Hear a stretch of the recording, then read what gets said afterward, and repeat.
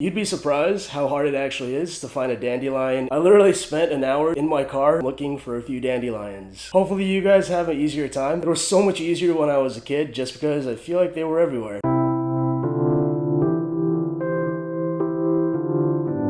Hey guys, Ray Pahar from Get Crafty, and today I'm going to show you guys how to make this dandelion paperweight.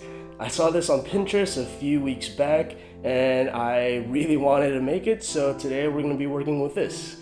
It's my first time working with casting resin and it actually took me a good amount of time to get this project down, so hopefully you guys enjoy it. Let's go ahead and get started with today's project. The items that you'll need for today's project include a casting resin, mold release, a silicone mold, disposable tweezers, disposable mixing tools like plastic cups and a popsicle stick, disposable gloves, and some dried dandelions. You could either use the big ones or the small ones. You want to also wait about 3 days for them to fully dry. When you're working with resin, you want to make sure that your surface is completely protected. Use either newspaper or butcher paper to protect your table from any potential spills. When you're working with resin, you want to make sure you're both protected and you're using disposable materials. Once the resin has hardened, it's going to be close to impossible to remove, so use latex gloves, plastic cups, popsicle sticks, and disposable tweezers. Before mixing your resin, you want to prep all of your materials. Use some mold release to coat the inside of your silicone mold so that when you release your resin, it's going to come out easily.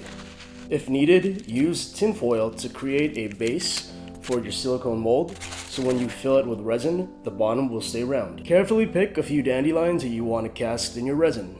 Depending on the size of your mold, depends on how many dandelions you can actually fit in there.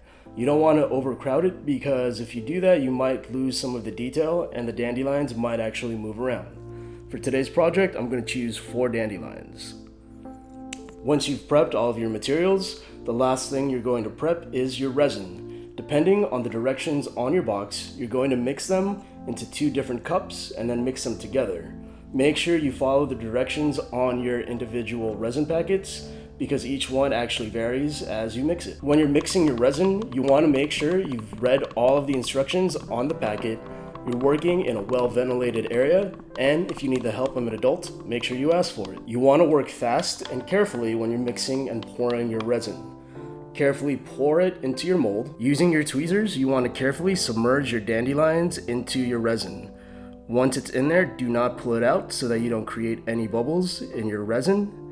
And if you need to, add a few extra dandelions if you feel like there's enough space. Once your dandelions have set inside the mold, avoid moving it so that the dandelions stay in place. Add a little extra resin to the top to ensure that the dandelions are completely submerged and no points are sticking out. Once your resin has started to dry up, you'll notice some steam start to form. You have to let this sit for about 24 to 72 hours for it to completely dry. Make sure you check your resin box so that you know how long it actually takes for it to completely dry. After your resin has dried for 24 to 72 hours, it's ready to pop out and become your paperweight. If this is your first time working with casting resin, it might take you a few tries to actually get the right technique down. I actually ended up doing this project about 3 to 4 times just to get the right technique and get all the little tips and tricks so that you guys can make this project. If you guys do make this project, make sure you share it with me either on my Facebook, Instagram, or Twitter using the Get Crafty hashtag.